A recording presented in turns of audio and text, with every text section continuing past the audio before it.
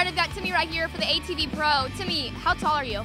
6'4". 6'4", all right. Go ahead and take us to your main event tonight, round 12 out here in Jackson, Missouri.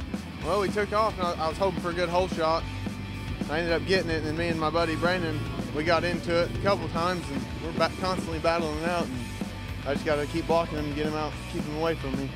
All right, Timmy, how long have you been riding quads for? About 5 years. 5 years. Have you ever rode a dirt bike before? Yeah, I own one. You own one. All right, and you prefer to ride quads? Oh, yeah. Yeah? Any day. Any day. All right, Timmy, who would you like to thank? I'd like to thank Fifth Year Quad Riders. He helps me out a lot, and JC Racing Engines for building my motors. All right, and how was your heat?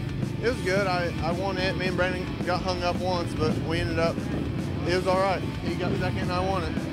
All right, well, congratulations for Timmy for the ATV Pro, round 12 out here in Jackson, Missouri. Thank you. Thank you.